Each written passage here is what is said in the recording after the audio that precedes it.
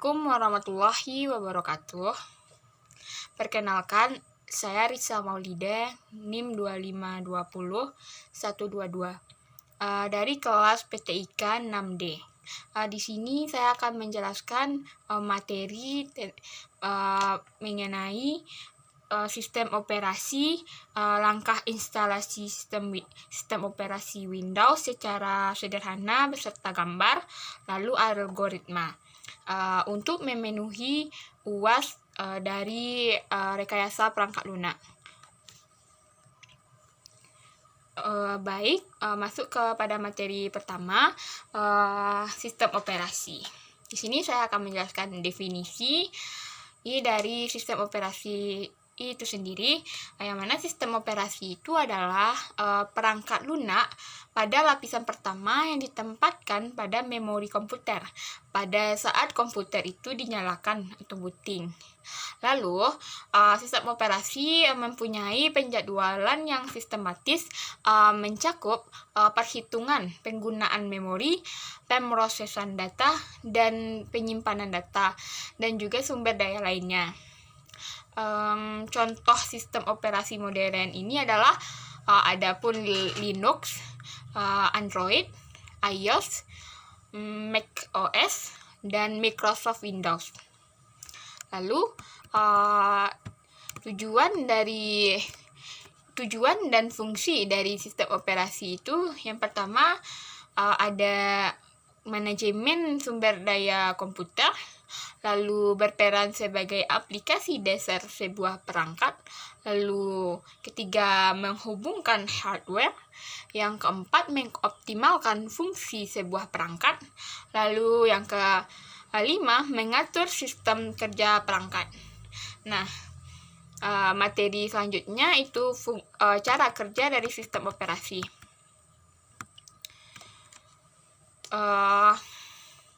Berikut ini saya akan menjelaskan tentang cara kerja dari OS, baik itu Windows, Linux, ataupun Mac OS. Tentunya kita memiliki paradigma yang mungkin berbeda, namun kita akan membahasnya beberapa hal untuk mengetahui beberapa memberikan pengetahuan dasar terkait fungsionalitas sebuah sistem operasi itu.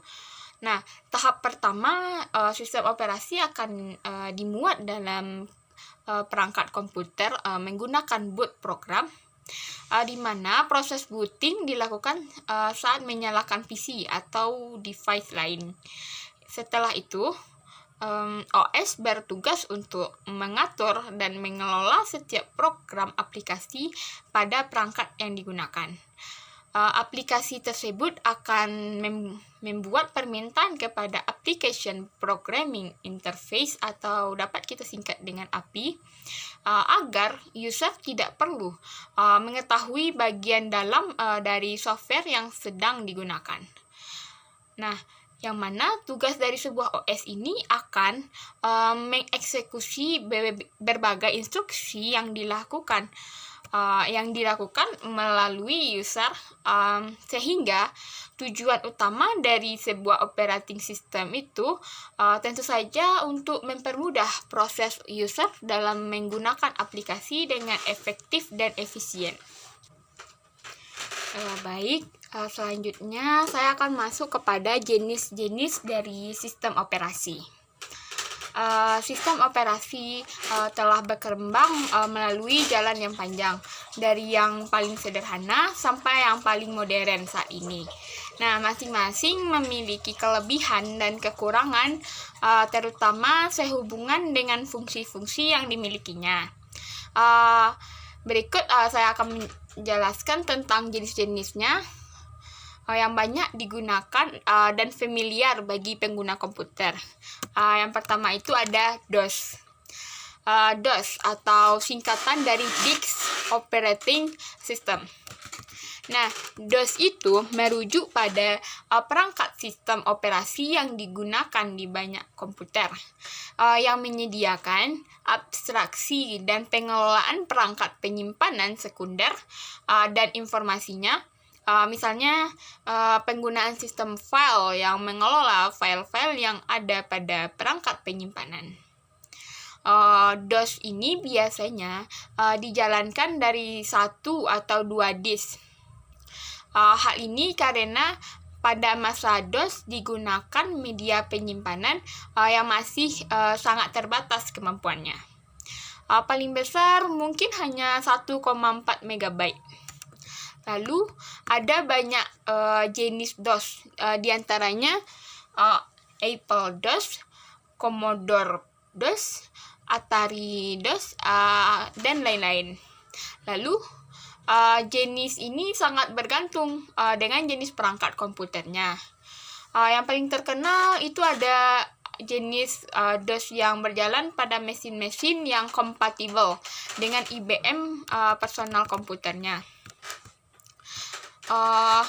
Lalu yang kedua itu ada Unix.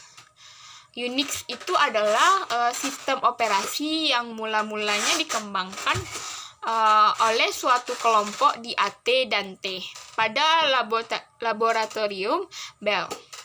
Unix banyak digunakan baik untuk server maupun workstation. Lingkungan Unix dan model program client server menunjukkan bahwa Unix lebih dikembangkan sebagai sistem operasi yang kuat di jaringan komputer daripada sistem operasi untuk komputer personal. Lalu Unix ini dirancang untuk portable, multitasking, dan multi-user. Yang mana konsep utama dari Unix ini antara lain banyak menggunakan file teks biasa untuk menyimpan data, menggunakan sistem file berjenjang, lalu memperlakukan perangkat sebagai suatu file, dan menggunakan banyak program kecil yang eksekusinya pada CLI dapat digabung dengan tanda pipeline atau garis lurus seperti ini. Nah, lalu konsep yang sangat stabil membuat Unix banyak dijadikan dasar sistem operasi modern. Lalu sistem Unix itu terdiri dari beberapa komponen yang biasanya dipaketkan bersama, seperti kernel, lalu adanya development environment. Lalu yang ketiga itu ada Microsoft Windows, atau biasa kita lebih sering menyebutnya Windows saja. Pada awalnya hanyalah MS-DOS karena tingginya tuntutan pada sistem operasi yang berbasis GUI. Versi awal Windows berjalan di atas Microsoft DOS. Meski demikian, Windows versi awal telah menunjukkan beberapa fungsi-fungsi yang umum dijumpai dalam sistem operasi. Antara lain memiliki tipe file executable tersendiri, lalu memiliki driver perangkat keras sendiri, dan lain-lain.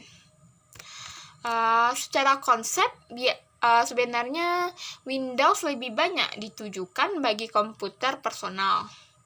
Pada awalnya, Windows juga tidak mendukung konsep multitasking dan multi-user. Akomodasi terhadap jaringan atau fungsi-fungsi client server juga tidak sekuat pada Unix dan turunannya.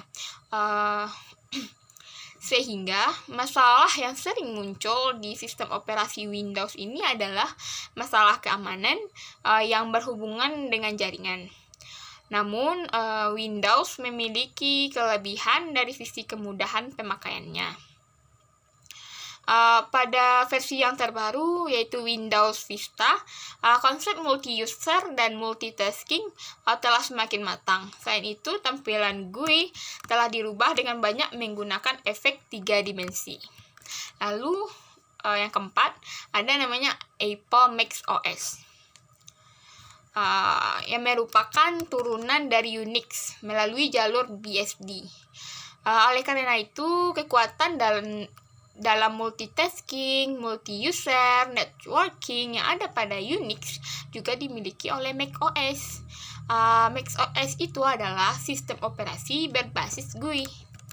Aplikasi Apple itu merupakan pelopor dalam penggunaan GUI pada sistem operasi. Penggunaan icon, mouse, dan beberapa komponen GUI merupakan sumbangan yang luar biasa bagi perkembangan sistem operasi berbasis GUI ini.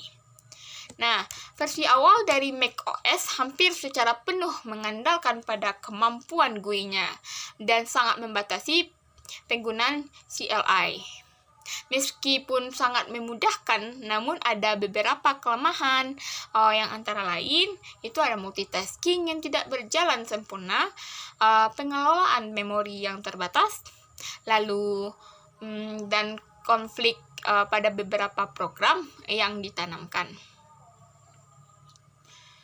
Memperbaiki sistem macOS kadang-kadang menjadi suatu pekerjaan yang mana kita sangat melelahkan. Pada macOS terbaru, semua kelemahan pada versi lama telah coba dihilangkan. Multitasking telah berjalan dengan baik dan manajemen memori yang jauh lebih baik. Selanjutnya yang kelima itu Linux. Linux sangat mirip dengan sistem-sistem Unix. Hal ini dikarenakan kompatibilitas dengan Unix merupakan tujuan utama desain dari proyek Linux. Perkembangan Linux ini dimulai pada tahun 1991, yang mana pada proses pertama dalam kumpulan CPU Intel yang cocok untuk PC akan dicoba untuk ditemukan oleh mahasiswa asal Finlandia. Nah, dalam banyak hal Linux ini merupakan inti dari proyek Linux, tetapi komponen lainnya lah yang membentuk secara komplit sistem operasi Linux ini, di mana Linux terdiri dari kode-kode yang dibuat khusus untuk proyek Linux.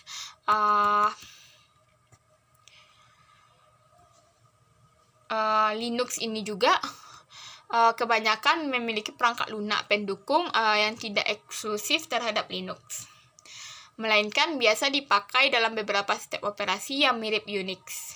Contohnya, sistem operasi BSD dari Berkeley, Windows System dari MIT, dan juga proyek GNU dari Free Software Foundation.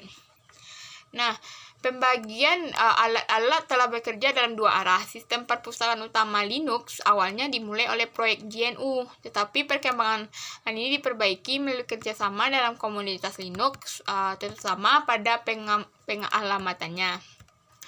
Saat ini, Linux merupakan salah satu sistem operasi yang perkembangannya paling cepat. Kehadiran sejumlah kelompok pengembangan tersebut di seluruh dunia yang selalu memperbaiki segala fiturnya ikut membantu kemajuan sistem operasi Linux ini. Bersamaan dengan itu, banyak pengembang yang sedang bekerja untuk memindahkan berbagai aplikasi ke Linux dapat berjalan di Linux. Nah, masalah utama yang dihadapi Linux dahulu adalah interface yang berupa teks yang membuat orang awam tidak tertarik menggunakan Linux ini, karena mereka harus mempelajari terlebih dahulu dengan seksama untuk dapat mengerti cara penggunaan dari Linux ini. Tetapi setelah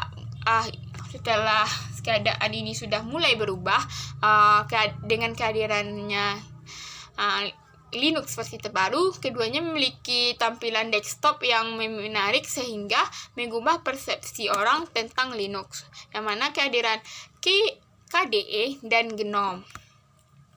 Lalu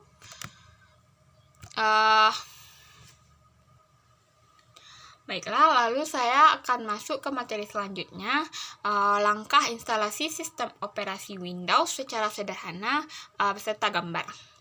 Nah, cara booting Windows 10, yang pertama, kita siapkan DVD atau flash disk installer Windows 10.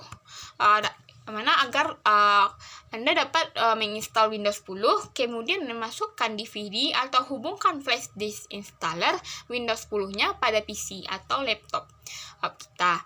Biasanya menggunakan CD di Burning ISO-nya terlebih dahulu, dan flash disk dibooting dulu dengan aplikasi Rufus. Lalu yang kedua, kita buka menu Start. Klik icon Windows di sudut kiri bawah layar atau tekan tombol Windows. Lalu yang ketiga, klik icon Power, kemudian pilih Restart. Yang keempat, tekan dan tahan tombol Delete atau F2 untuk masuk ke pengaturan BIOS. Kemudian, masukkan key yang ada pada komputer kita. Setiap komputer mungkin memiliki key yang berbeda-beda. Kita bisa membaca buku manual komputer untuk mengonfirmasi key di BIOS komputer kita. Nah, klik ke tab boot atau boot option, seperti pada gambar berikut. Lalu, yang kelima, pilih perangkat yang akan di-boot. Untuk flash disk, pilih opsi Removable Device option. Untuk DVD, pilih drive CD-ROM. Pindahkan CD-ROM ke atas, seperti gambar berikut. Yang ketujuh, itu langkahnya tekan tombol plus atau F5 hingga opsi boot kita itu akan muncul, baik opsi untuk removable device atau CD-ROM drive. Lalu yang ke-8, simpan pengaturan kita tuh dengan menekan tombol F10, kemudian enter. Komputer kita akan menyimpan perubahan dan merestart komputer Anda. Lalu yang ke-9, tunggu hingga komputer Anda selesai merestart. Setelah itu, komputer Anda siap untuk beralih ke Windows 10. Lalu, kita mulai kepada proses menginstal Windows 10-nya. Nah, yang pertama itu tekan Enter atau sembarang tombol pada keyboard untuk memulai install Windows 10. Saat mendapatkan tampilan, press any key to boot from CD or DVD, seperti gambar berikut. Lalu, ubah time. Yang kedua itu adalah ubah time and currency format dengan memilih Indonesia. Kemudian kita klik next, seperti gambar berikut. Lalu yang ketiga, klik install now untuk melanjutkan proses instalasi. Seperti gambar berikut. Kemudian, yang keempat, tampil jendela Activate Windows. Nah, kita klik I don't have a product key jika Anda tidak memiliki serial number atau product key. Nah, jika memiliki product key atau serial number yang sudah Anda beli secara resmi dari Microsoft, Anda dapat mengisikannya pada kolom tersebut, seperti gambar berikut. Lalu, yang kelima, setelah itu muncul jendela Select the operating system you want to install. Silakan kita pilih sesuai keinginan. Saya rekomendasikan kita tuh pilih Windows 10 Pro lalu klik next seperti gambar berikut. Nah, kemudian akan tampil jendela Applicable Notice and License Terms. Kita klik I accept the license terms. Untuk menyetujui, kemudian klik next seperti gambar berikut. Nah, lanjut kita masuk ke pilih custom, install Windows only advanced. Untuk kita menginstal Windows 10 secara clean install, seperti gambar berikut ini. Nah, lalu kita buat partisi pada hard disk. Ini adalah proses yang paling penting. Pada contoh kali ini, kita install Windows 10 di SSD atau hard disk yang baru. Jadi tidak ada file dan partisi di dalamnya. Klik New untuk membuat partisi, lalu isikan berapa gigabyte partisi yang ingin kita buat. Seperti pada gambar berikut. Lalu,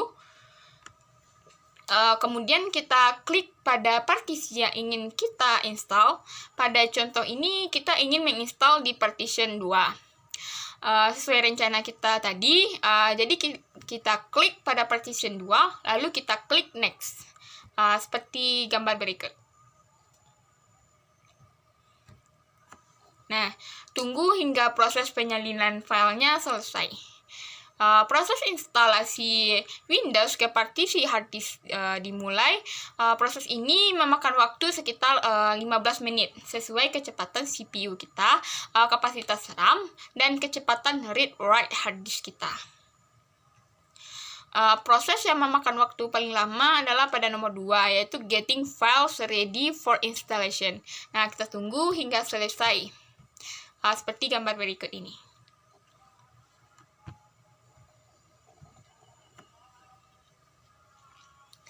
Nah, baik. Setelah proses instalasi yang update selesai, maka laptop ataupun PC kita akan restart secara otomatis. Setelah restart, secara otomatis jangan tekan apapun pada keyboard saat ada tampilan press any key to boot from CD or DVD. Biarkan proses selanjutnya itu berjalan secara otomatis. Lalu, akan tampil loading Windows 10 dengan teks getting ready, kurang lebih 5 menit. Namun, tentu ini sesuai kecepatan komputer atau laptop kita. Tunggu proses berjalan hingga komputer atau laptop restart lagi secara otomatis. Seperti pada gambar berikut. Sekali lagi ya, jangan tekan tombol apapun pada keyboard pada saat tampilan press any key. Maka proses akan berlanjut ke pengaturan Windows. Lalu, kita ubah wilayah pengguna. Pada tampilan Let's Start with Region, kita pilih Indonesia untuk menentukan wilayah kita berada di negara Indonesia. Lalu kita klik Yes pada gambar seperti gambar berikut. Lalu kita ke pengaturan keyboard layout pengguna. Nah, pada tampilan keyboard pada tampilan keyboard layout kita biarkan tetap US karena keyboard layout standar di Indonesia adalah US. Lalu kita klik Yes seperti gambar berikut ini. Lalu kemudian pada tampilan want to add a second keyboard layout, kita pilih skip aja, seperti gambar berikut ini. Nah, lalu pengaturan fitur pada Windows 10. Pada Let's Connect You to a Network, kita pilih I don't have internet, jika kita tidak ingin menggunakan internet pada saat ini. Seperti pada gambar berikut ini. Lalu, komputer akan restart secara otomatis lagi. Setelah restart, saat press any key to boot from CD or DVD, kita jangan tekan tombol apapun di keyboard. Maka proses akan lanjut kembali. Lalu, kita akan buat nama pengguna dan password. Kita isikan nama pengguna untuk Windows 10 kita yang baru kita install. Nah, isikan nama ini sesuai dengan keinginan kita. Lalu kita klik next, seperti gambar berikut ini. Lalu kita isikan password jika ingin menggunakan password saat login. Jika tidak, silahkan kita kosongi, kemudian kita klik next, seperti gambar berikut ini.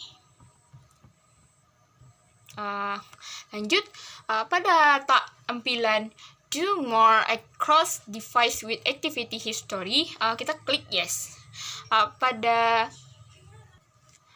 Lalu pada choose privacy setting, biarkan default lalu klik accept. Nah, pada proses itu akan berlanjut secara otomatis, jadi kita silakan tunggu dan jangan dimatikan komputernya, seperti gambar berikut ini. Lalu kemudian kita akan dibawa ke desktop Windows 10 yang baru saja kita install. Proses instalasi selesai dan Windows 10 kita siap digunakan. Seperti gambar berikut. Nah, itu penjelasan tentang cara kita install sistem operasi Windows 10. Lalu kita masuk ke materi ketiga, tentang algoritma. Pertama itu definisi dari algoritma. Algoritma adalah urutan langkah-langkah logis penyelesaian masalah yang disusun secara sistematis. Masalah dapat berupa apa saja. Dengan catatan untuk setiap masalah ada syarat kondisi awal yang harus kita penuhi sebelum menjalankan algoritma. Nah, algoritma yang berbeda dapat kita terapkan pada suatu masalah dengan menjalankan algoritma. Algoritma yang berbeda dapat diterapkan pada suatu masalah dengan syarat yang sama.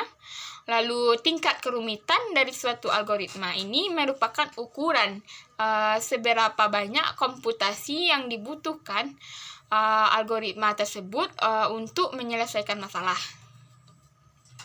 Umumnya, algoritma yang dapat menyelesaikan suatu permasalahan dalam waktu yang singkat memiliki tingkat kerumitan yang rendah.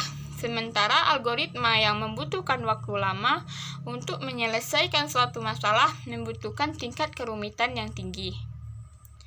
Algoritma dapat pula disebut sebagai sekelompok instruksi yang dirancang untuk menyelesaikan permasalahan ataupun tugas.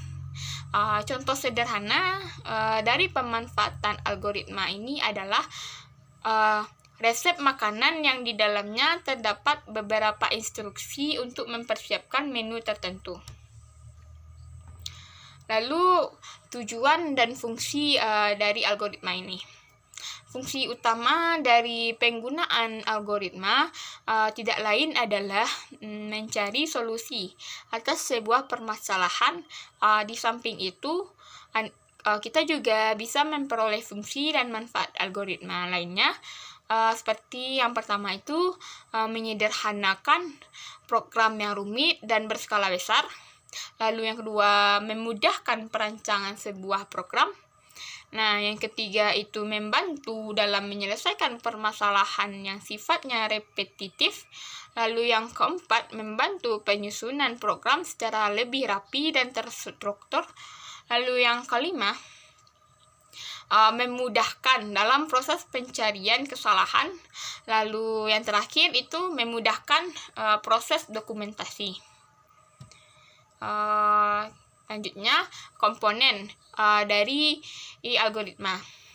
Ada 5 komponen penting yang harus ada dalam sebuah algoritma. Nah, yang pertama itu ada input. Ciri-ciri algoritma yang pertama itu adalah adanya masukan atau input. Input tersebut berperan sebagai permasalahan yang akan dicari solusinya. Lalu, yang kedua itu ada proses. Nah, faktor selanjutnya yang bisa menjadi penilaian apa itu algoritma adalah adanya proses. Proses ini berisi tahapan yang perlu dijalani untuk mencapai tujuan yang diinginkan. Lalu, yang ketiga itu ada output. Kalau input berperan sebagai problem, maka output itu adalah solusinya.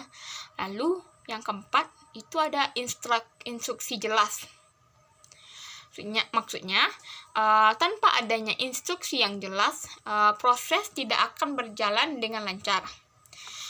Selanjutnya, hal tersebut akan menimbulkan kesalahan pada output.